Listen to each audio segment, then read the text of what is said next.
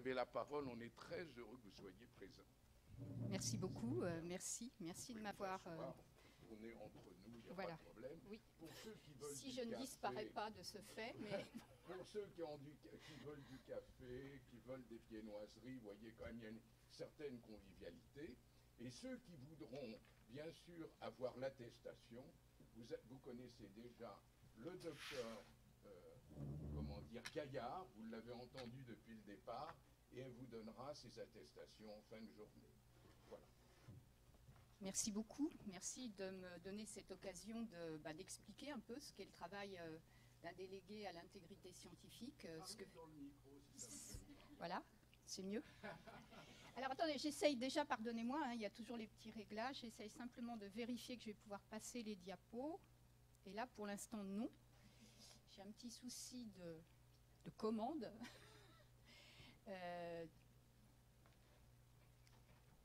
Voilà, c'est bon. Merci. Voilà, donc l'idée, hein, vous l'avez vu d'après le titre de la session, c'est vraiment de vous parler très simplement de ce qu'est l'intégrité scientifique au quotidien, du point de vue de quelqu'un qui est délégué à l'intégrité scientifique, c'est-à-dire qui est missionné par son institution pour aider l'ensemble des acteurs de la recherche, pas seulement les chercheurs, l'ensemble des acteurs, à mener au mieux leur barque dans un contexte qui est quelquefois difficile, compliqué, et à les aider à résoudre les problèmes qu'ils rencontrent. On va voir un peu, je vais essayer d'entrer dans le détail, sans trop entrer dans le détail, il vaut mieux me surveiller s'il vous plaît, et me dire quand j'ai plus que 5 minutes. Voilà. Donc l'idée, c'est de donner quelques repères sur l'intégrité. Je vais essayer d'aller vite parce que je pense que les repères, vous les avez eus déjà à plusieurs reprises. Et puis ensuite, vous présenter la délégation, vous dire comment on travaille. Alors, pas seulement parce que c'est la délégation de l'INSERM, mais parce que c'est représentatif de ce que vous allez pouvoir trouver dans toutes les institutions de recherche. Toutes les institutions, maintenant, ont un référent intégrité scientifique ou un délégué intégrité scientifique qui a un certain nombre de missions. Il y a quelques différences d'une institution à l'autre, mais globalement, c'est le même rôle de soutien, d'appui et de guidage dans l'intégrité scientifique. Donc, l'INSERM, qui est l'institution qui a la plus longue expérience historique en la matière, hein, il y a 20 ans que la délégation existe à l'INSERM, est un bon exemple pour présenter concrètement, je vais essayer d'être un peu concrète, ce qui n'est pas facile, présenter concrètement ce qu'on rencontre. Et pour rendre les choses cadrées quand même, parce que vous êtes aussi là pour avoir un peu de cadrage, je vais m'appuyer sur la charte de déontologie des métiers de la recherche que vous devez connaître et qui sert de cadre puisqu'elle prend en compte en 7 points tous les aspects de l'activité de recherche et enseignement et qu'elle permet comme ça de passer en revue les différents problèmes. Je vais essayer à chaque fois d'évoquer quelques problèmes et puis si on pouvait quand même en me surveillant donner quelques minutes pour poser quelques questions, voilà, faut arriver à faire tout ça dans les temps impartis. Oui, mais il faudrait que la salle aussi puisse... Oui, très bien, très bien. Très bien. Merci Jacques, tu fais ce qu'il faut pour... Donc, une définition de l'intégrité scientifique, toujours la question compliquée. Alors, on ne va pas s'occuper de ce qu'elle n'est pas. Il se trouve que j'ai trouvé très récemment une définition que je trouve très pratique et très simple, qui en fait était élaborée par une doctorante qui est en train de faire une thèse sur l'intégrité scientifique et que je trouve quand même assez claire et puis bien synthétique. Donc l'idée, hein, c'est le respect de l'honnêteté et la transparence dans tous les aspects de la recherche. C'est bien ça aussi qu'il faut prendre en compte. La rigueur selon les normes et standards de la discipline. Et là, on est sur la notion de scientificité du travail qu'on fait. Dans le premier cas, on était sur la déontologie, sur du comportement. Et puis le respect de tous les participants et des sujets de recherche. C'est donc ce qu'on va voir. Et c'est l'intégrité scientifique, ça rassemble des principes de déontologie, hein, ce qu'on appelait un honnête homme, voilà, ou plus plutôt une honnête personne, car on va chercher des expressions épicènes, et puis un professionnel respecté. Cette personne doit être une professionnelle respectée par ses pairs, de par ses méthodes et par son comportement. C'est à la fois très simple et comme toujours, c'est la mise en œuvre qui peut quelquefois être compliquée. Quelques repères. Alors les diapos, elles vont vous rester, hein. C'est pour ça que c'est ces diapos terribles. Je n'ai pas l'intention d'entrer dans l'ensemble, mais c'est utile aussi d'avoir des documents. Donc ça, ce sont les repères des grands textes de référence, ceux à partir desquels on travaille, hein, quand on est délégué ou référent. C'est simplement pour faire remarquer qu'il y a eu des préoccupations sur une formalisation de l'intégrité, parce que ça existait avant, hein, sans le formaliser, mais dans les années 90, puis un peu quelque chose qui était un peu en repos, et on a vu à partir de 2010 et à partir de la déclaration de Singapour, dont on a dû vous parler, remettre ce sujet en haute pile des préoccupations internationales. Il est important de se rendre compte qu'un des moteurs principaux des efforts des différents pays en intégrité scientifique, ce sont les relations internationales et les collaborations internationales en recherche.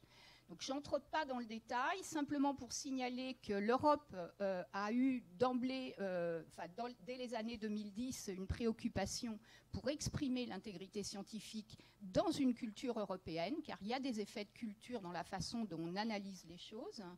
Et pour dire qu'en France, à partir de 2010, a commencé à s'amorcer un mouvement, merci beaucoup, qui a abouti en 2011 à cette charte nationale de déontologie des métiers de la recherche que j'évoquais au début, qui a été vraiment un point de départ important, parce que c'est une charte qui a été signée par la quasi-totalité des organismes de recherche et universités, hein, via la CPU, et qui les engage toutes à un certain nombre de principes et à leur mise en œuvre de ces principes par tous leurs employés.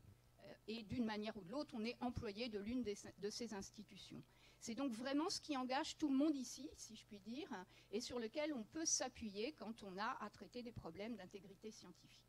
La mission Pierre Corvol a été évoquée et elle a permis de vraiment mettre à l'agenda politique cette préoccupation. On aura l'occasion d'y revenir. On voit qu'il existe deux documents qui sont des documents, produits par les académies américaines, et notamment le dernier, hein, qui est le document de 2017. C'est un document très complet qui essaye réellement de faire une synthèse. Si vous avez l'occasion, avec celui de l'ALEA, hein, du Code européen, de les regarder, ce sont des documents qui sont vraiment intéressants, y inclus au quotidien et en pratique, pour comprendre de quoi ils retournent. Je ne vais pas rentrer dans le détail, ça veut dire que je vais sauter les deux prochaines diapos qui sont des extraits de ces documents, parce que je pense qu'on vous en a parlé, on y reviendra s'il y avait besoin. L'idée, c'est que de moins en moins, on essaye de lister des manquements à l'intégrité scientifique. Hein, le vocabulaire, c'est manquement à l'intégrité scientifique. On essaye plutôt d'ouvrir des réflexions et de faire réagir ensemble les professionnels sur des cas pratiques, parce que les manquements, la liste est infinie, elle évolue sans cesse, et ce qui compte, c'est l'esprit et la confiance que les professionnels ont les uns envers les autres. Donc lister et cocher des cases n'est pas l'exercice le plus intéressant, et c'est ce qu'a dit l'Académie américaine en disant qu'il y avait encore beaucoup de progrès à faire et que ce progrès passait par une culture au sein des laboratoires et au sein des collectifs de recherche. Donc là maintenant, vous trouvez dans ces documents de référence des exemples de pratiques qui posent problème, mais vous n'avez plus de liste qui vous dit c'est bon, c'est pas bon, c'est bon, c'est pas bon. L'idée, c'est que l'intégrité, c'est un exercice personnel et collectif au fur et à mesure du travail.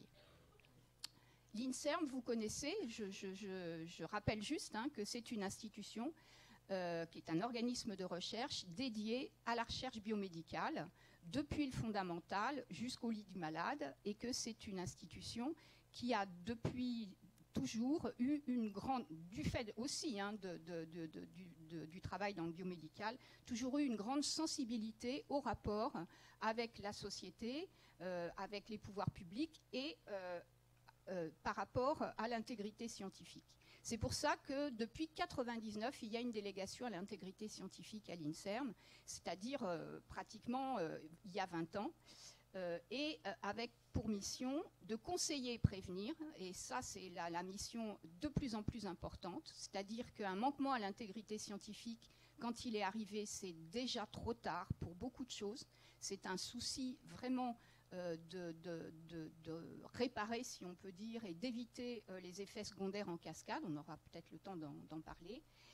Donc il faut conseiller et prévenir et essayer d'installer partout dans les laboratoires une culture de l'intégrité qui permette d'éviter les problèmes. Il faut donc promouvoir les bonnes pratiques, proposer des procédures et puis essayer de participer aux initiatives nationales. Donc le rapport Corvol, le rapport européen, toute une série d'instances dans lesquelles l'INSERM a toujours apporté sa participation. Il y a à l'INSERM un comité d'éthique, un comité d'évaluation éthique, un pôle d'expertise collective qui donne des synthèses sur l'état de la science, un groupe de réflexion avec les associations de malades, une mission recherche et société qui entretient un dialogue avec les besoins des associations et des parties prenantes, un réseau d'anciens chercheurs qui fait du conseil pour comprendre ce qui se passe en matière de recherche, et un collège des relecteurs qui aide à relire les notices de médicaments, les procédures, les notices d'information des malades, etc. Ceci pour insister sur la culture de conscience de ses responsabilités, si je puis dire, de l'institution. On va peut-être passer vite. L'idée, c'est que quand vous avez un souci, je m'adresse à vous très collectivement, vous pouvez contacter le ou les référents intégrité scientifique qui sont à votre portée. Comme je vous le dis, il y en a maintenant dans toutes les institutions. L'idée, c'est que quand vous avez des questions ou des soucis, vous en parlez au laboratoire, ou si pour une raison ou une autre, vous préférez en parler à un tiers, vous interrogez le référent intégrité auquel vous avez accès, sachant que toutes les démarches auprès de nous sont confidentielles, strictement confidentielles. C'est très important pour vous permettre de demander conseil et de vous interroger. Quand il y a allégation de manquement à l'intégrité scientifique, c'est ça le vocabulaire, nous pouvons décider que cette allégation est recevable et ouvrir une instruction, c'est-à-dire enquêter pour voir ce qu'il en est. Donc dans ce cadre, on va travailler, rechercher des éléments de preuve et faire un processus qui va permettre de se rendre compte de ce qui s'est passé. Et évidemment, selon ce qui s'est passé et ce qu'on mettra au jour, on va devoir, par exemple, demander une rétractation d'article ou demander une modification d'article, éventuellement faire appel à des procédures disciplinaires qui appartiennent à l'institution. Ça, c'est vraiment au pire, ça arrive très peu souvent.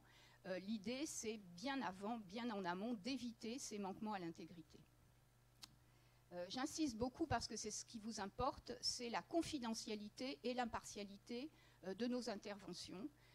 On s'y tient. On a récemment, en tant que réseau des référents, produit une procédure dans laquelle on a bien essayé, que vous trouvez sur le site de l'INSERM, le site de l'Office, et qu'on a essayé de rendre bien explicite sur ce que vous pouvez attendre de nous et pourquoi vous pouvez avoir confiance en nous en tant que référents. On va aller vite. Ce qu'on fait le plus souvent, ce qui représente l'essentiel de mon activité, ce sont des médiations. Vous le voyez là en bas de la diapositive. Les médiations, c'est justement quand il y a des conflits entre professionnels de la recherche. Je dis professionnels de la recherche, ça peut être des conflits entre personnes de statuts différents, parce que c'est quand les conflits ne sont pas résolus qu'on arrive à des manquements à l'intégrité. Donc les médiations sont des processus de prévention des problèmes. Ce sont également des processus qui permettent d'éviter les effets secondaires, souvent très très délétères, dans les équipes, du fait qu'un conflit est né entre un certain nombre de personnes. Donc ce sont des médiations relativement classiques, mais elles sont très cadrées parce qu'il y a des règles d'intégrité scientifique. On fait aussi de plus en plus du conseil préventif, comme je vous l'ai dit, qui consiste à ne même pas intervenir en médiation, mais à conseiller la personne qui nous interroge sur ce qu'elle pourrait faire elle-même pour faire évoluer à l'intérieur de son laboratoire la situation, les échanges, la prise de conscience des problèmes qui se posent. Donc c'est du conseil où on agit que de manière indirecte et en essayant avec la personne de voir ce qu'elle peut faire. À chaque fois, si quelque chose coince, on peut passer donc à l'étape d'après, comme vous le comprenez. Je vais essayer maintenant de passer en revue la charte, pas parce que vous ne la connaissez pas, hein, vous la connaissez, je pense parfaitement, mais pour essayer de faire quelques remarques à propos des différents points. Le premier point, c'est que la charte précise bien qu'un chercheur, c'est tout personnel impliqué dans la réalisation d'une recherche. Et ça, c'est important. Nous sommes à la disposition de tous les professionnels qui travaillent et qui concourent à l'activité de recherche. Évidemment, le premier point, c'est qu'il faut se tenir informé des dispositifs législatifs et réglementaires. Bon, ça paraît un peu, justement, bureaucratique, mais c'est essentiel. Être chercheur, je vais simplifier par être chercheur, parce que c'est à vous que je m'adresse quand même, et c'est donc souvent la conception et le pilotage de travaux de recherche, c'est avoir à sa disposition des infrastructures extrêmement sophistiquées. Ces infrastructures, c'est bien sûr de l'appareillage, mais c'est aussi des animaux qui sont vivants et capables de souffrir. Ce sont aussi des matériels biologiques qui viennent de patients, qui doit être capable de comprendre ce qu'on veut faire avec ces échantillons. C'est avoir affaire à toute une série de parties prenantes qu'il faut respecter au travers de dispositifs réglementaires dont l'institution est comptable. C'est l'institution aussi qui vous aide à vous tenir au courant et à vous y conformer, mais réellement, vous n'êtes pas propriétaire des ressources auxquelles vous avez accès, même si vous vous êtes procuré les moyens d'y avoir accès. Il est très important de garder son rôle de professionnel missionné pour faire le meilleur usage possible de ressources qui sont mises à votre disposition et qui sont le plus souvent coûteuses. La fiabilité du travail de recherche, pas de souci, on est sur le cœur de métier. C'est ce que vous faites tous les jours et apprenez à faire pour avoir de bons résultats, pour avoir des articles qui sont acceptés par les journaux, qui sont reconnus, qui sont cités. Donc on est là sur la pratique scientifique. Simplement, il faut bien être conscient de tous les aspects de ce travail de recherche qui comporte de nombreuses étapes et pendant lequel vous êtes en interaction avec de nombreux autres professionnels. Avoir conscience, par exemple, que les résultats bruts de votre travail appartiennent à l'institution, donc au laboratoire, que les cahiers de recherche, les cahiers de laboratoire, pardon, ne doivent pas sortir du laboratoire, et que c'est non seulement quelque chose que vous devez à votre employeur, mais quelque chose qui va vous protéger tout au long de votre carrière. J'insiste sur un élément nouveau, qui est qu'il n'y a plus de prescription en recherche. Tout ce que vous avez produit, participé à produire, co-signé, peut être scruté à n'importe quel moment par de nouveaux moyens et par de nouveaux chercheurs qui vont réinterroger. Moi, je suis sollicitée par des éditeurs qui me demandent d'enquêter sur des papiers qui ont 15 ans et de récupérer les cahiers de laboratoire pour vérifier que tout est bien là. Donc, il y a réellement une prise de conscience à avoir du capital d'information que vous devez à l'institution, mais que vous devez aussi à vous-même pour pouvoir, n'importe quand, montrer ce que vous avez fait et ce à quoi vous avez participé et ce à quoi vous n'avez pas participé. Ensuite, je n'insiste pas sur la scientificité, le cœur de métier. Il faut évidemment être très attentif à citer ses sources et à bien rendre compte des travaux sur lesquels vous appuyez. La communication, alors on va commencer par la communication entre pairs. Tous les résultats des travaux de recherche ont vocation à être publiés. C'est ce que vous demande l'institution. C'est ce dont elle est comptable et c'est ce dont vous devez vraiment prendre le plus grand soin. Bien sûr, il y a des résultats qui ne sont pas publiés, mais il faut que ça soit rare et il faut que ça soit pour des raisons tout à fait valables, parce que votre mission, c'est de publier les résultats que vous avez pu obtenir en travaillant. Donc, le travail est collectif. En fait, préparer un manuscrit pour publier des résultats, c'est être dans un collectif. C'est une forme de coopérative de production. L'ensemble des co-signataires d'un papier sont un collectif qui doit réellement travailler dans le but commun de mener à bien le manuscrit à partir des résultats obtenus par tous et qui doit réellement avoir conscience que le travail doit être très coopératif. Les éditeurs demandent que tout le monde soit d'accord sur ce qui est proposé comme manuscrit, que tout le monde engage sa responsabilité, sa déontologie et son intégrité dans tout ce qui est publié, y inclut la liste des signataires. C'est donc un acte fort. Quand vous êtes co-signataire, vous pouvez demander à voir les résultats bruts qui ont été obtenus dans un autre des laboratoires avec lesquels vous collaborez, par exemple. C'est bien pour montrer que vous engagez votre responsabilité et que le collectif de recherche qui correspond à la publication est un collectif professionnel réel qui vous engage. La liberté d'expression et d'opinion, c'est aussi une facette de la liberté académique et elle doit quand même être exercée avec une grande conscience des impacts de ce que vous dites, communiquez, etc. Il y a toute la communication vers les médias, vers les parties prenantes, le grand public par différents moyens. On n'a pas le temps d'entrer dans le détail, mais ça vous engage de la même manière et vous êtes de la même manière en position de professionnel qui devait avoir conscience des impacts, même lointains, de ce que vous faites et du fait que vous engagez le collectif des personnes qui ont travaillé avec vous. On est à nouveau dans la responsabilité dans le travail collectif. Donc il y a tout l'aspect de formation, d'encadrement, de guidage des plus jeunes par rapport à ceux qui ont une expérience. La recherche, c'est quelque chose qu'on apprend en faisant.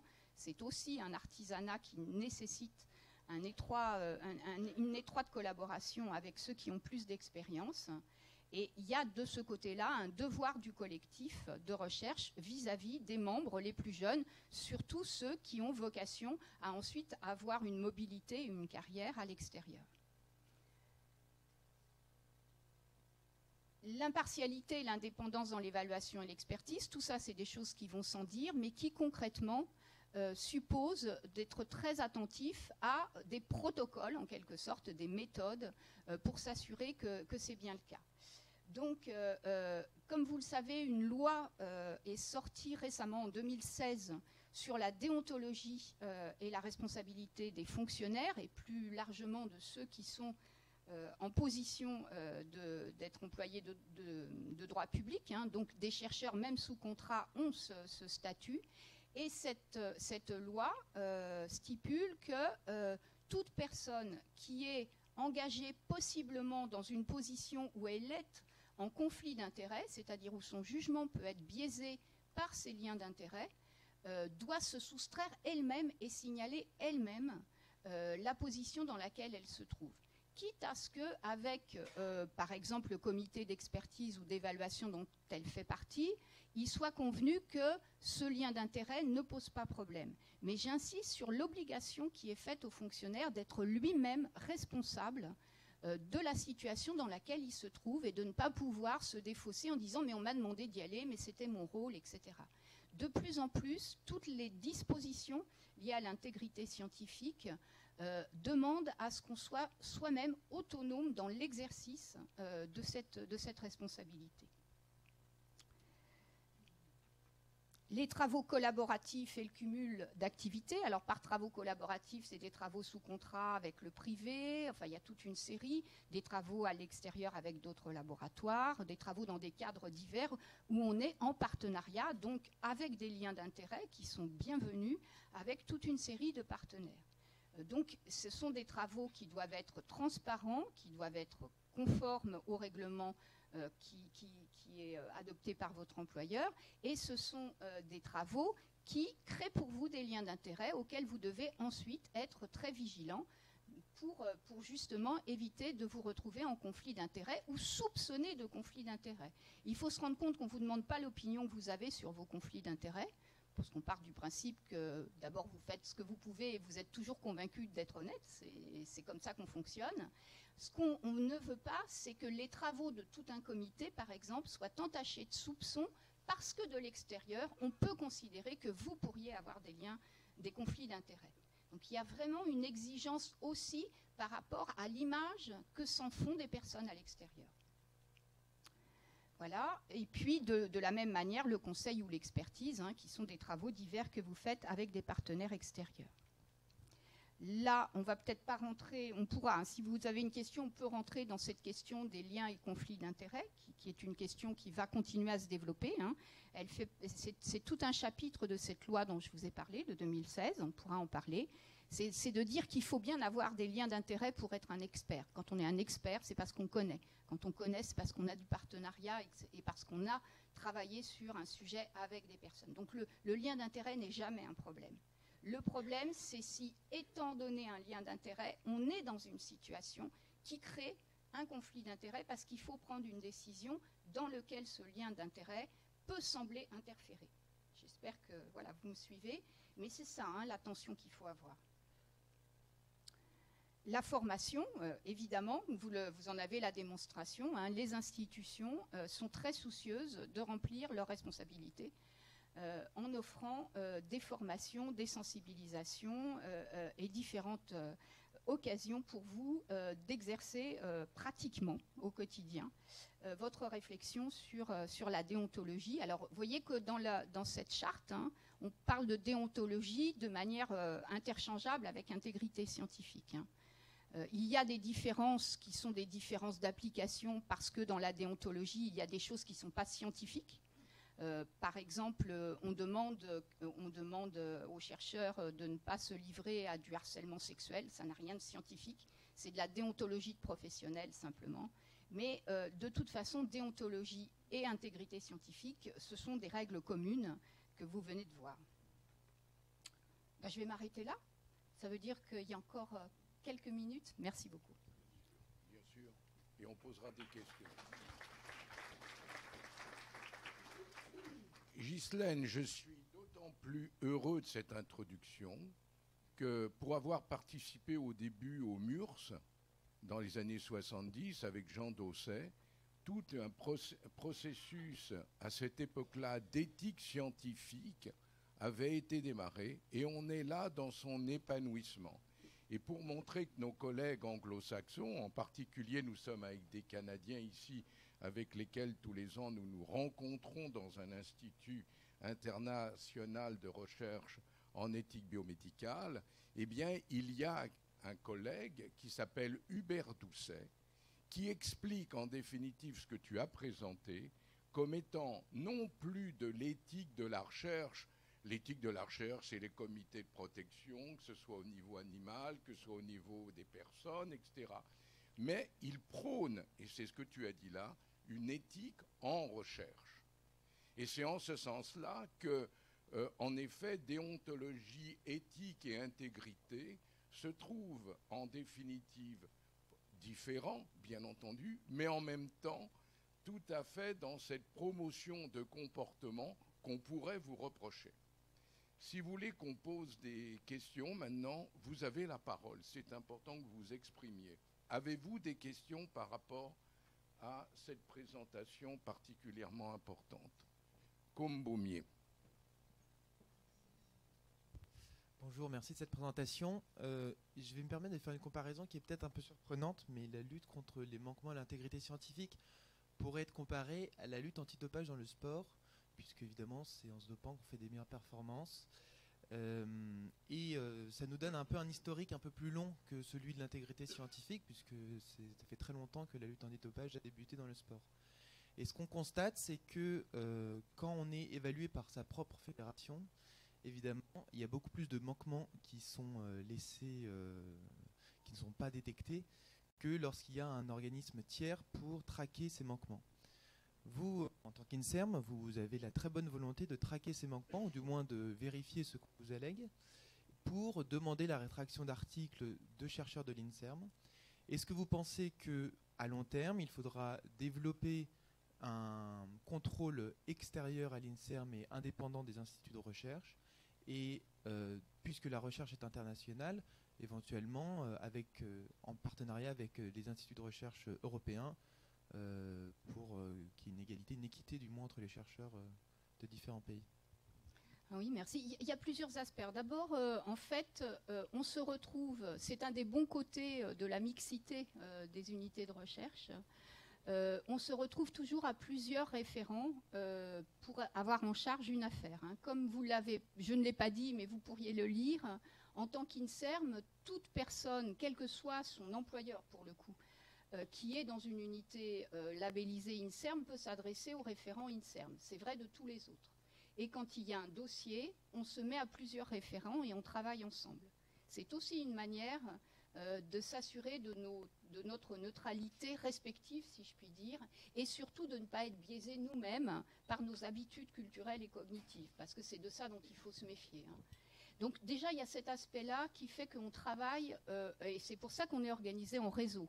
On travaille ensemble entre professionnels et on essaye vraiment de mettre ensemble en œuvre cette notion d'impartialité qui est très importante. Après, le fait d'avoir des instances plus haut et de recours, c'est une idée contre laquelle je n'ai rien, mais il faut toujours instruire auprès du terrain.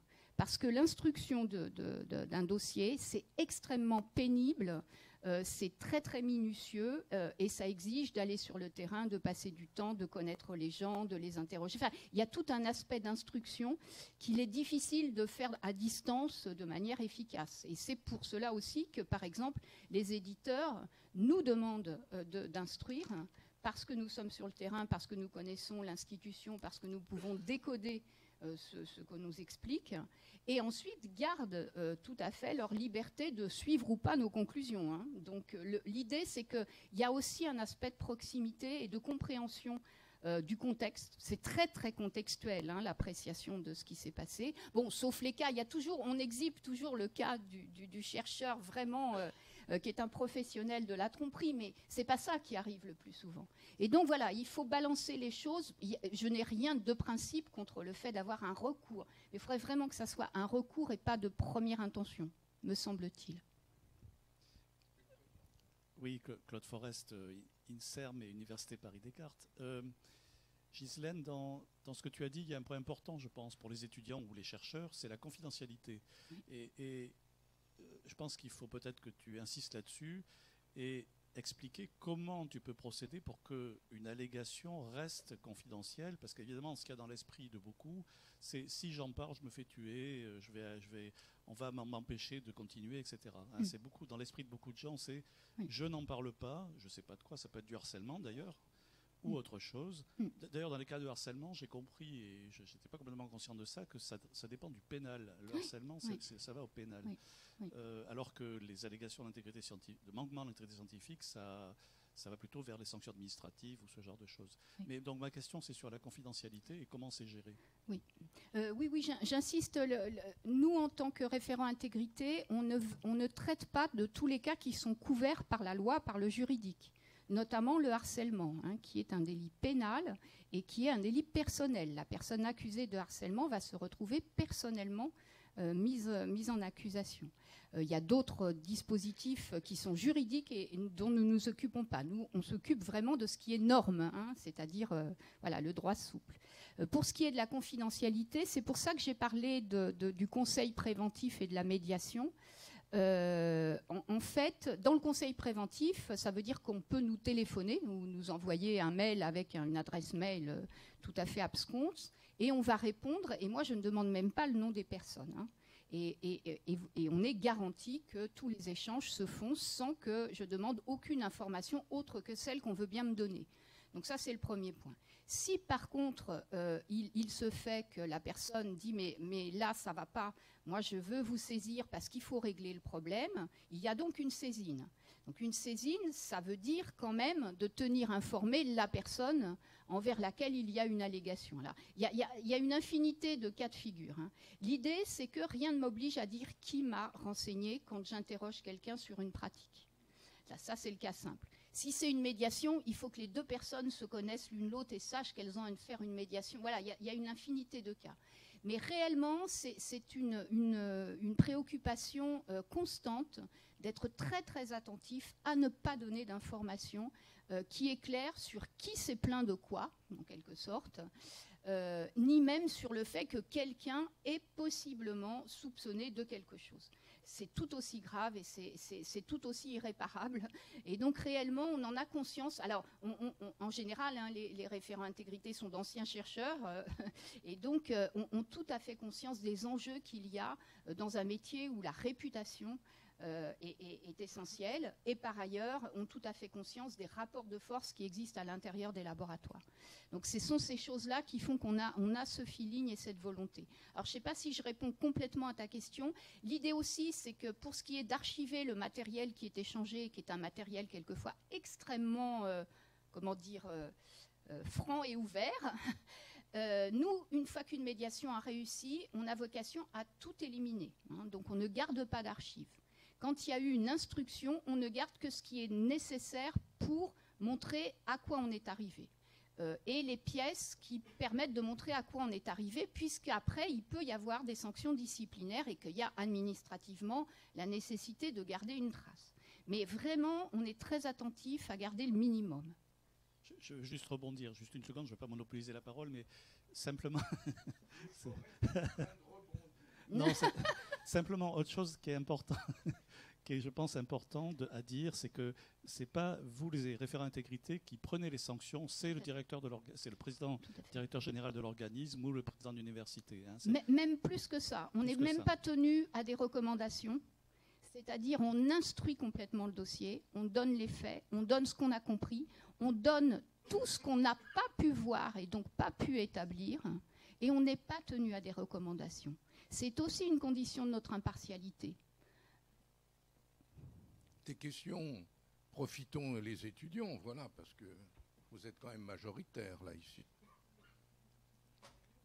Tous ces débats et toutes les présentations sont sur la médiathèque, seront posées sur la médiathèque, comme d'ailleurs, je vous conseille fortement d'aller compulser, d'aller voir la sensibilisation à l'intégrité scientifique d'il y a une année, dont je vous parlais, le 11 avril dernier. Ils sont tout le temps sur la médiathèque et ils vous permettent, dans ce cas-là, de vous repérer sur les manquements dont parlait justement Ghislaine, que nous avons dépassés, mais certains d'entre vous n'étaient peut-être pas au courant, donc profitez-en. Tous ces éléments-là sont réellement un matériel pour vous de penser, et sinon, bien sûr, vous avez tous les intervenants qui peuvent vous répondre, dont nous-mêmes. Vous avez la parole. Vous vous présentez. Dans quelle école doctorale vous êtes? Ariel Frégerman, je suis doctorant à l'école doctorale BioSPC, dans un laboratoire INSERM.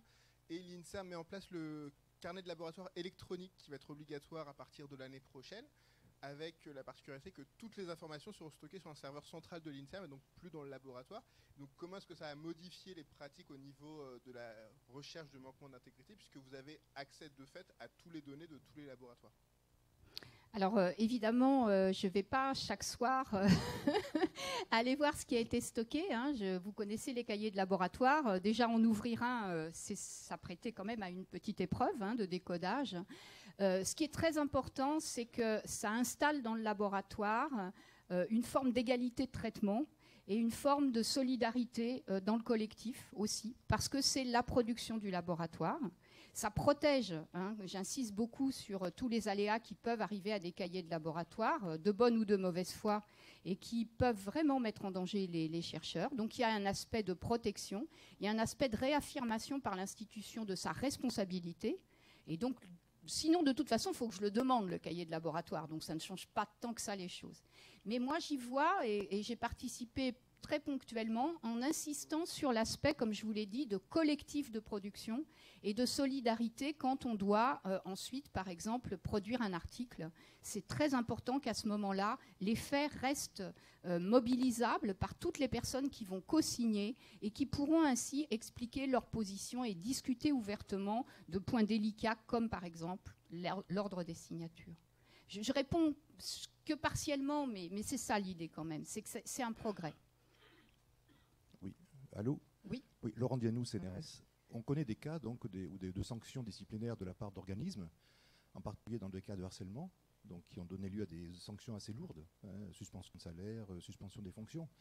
Quelle est la base légale de ce genre de sanctions, dans la mesure où justement vous signaliez que c'est des pénales? Donc, et la capacité d'un organisme de prendre ces décisions lourdes sans même qu'il y ait eu de jugement. Alors, je vais botter en touche, pardonnez-moi, parce que je ne m'occupe pas du tout de ces cas de harcèlement qui sont traités par les RH dans toutes les institutions. Et vous semblez dire qu'il y a une forme d'arbitraire. Peut-être que c'est du harcèlement qui est signalé au RH et qui est traité en interne et non pas un dépôt de plainte, parce que tout le monde n'a pas envie de déposer plainte pour harcèlement. Peut-être que c'est de ce cas de figure dont vous parlez. Voilà, je ne vais pas me permettre de dire des choses alors que je ne sais pas bien de quoi il retourne. Nous avons un professeur de droit avec nous ici, le professeur Bévière. Vous pouvez venir le voir ensuite. Je vous propose peut-être qu'on s'arrête là éventuellement. Que nous Merci à vous. En vous remerciant et en vous applaudissant.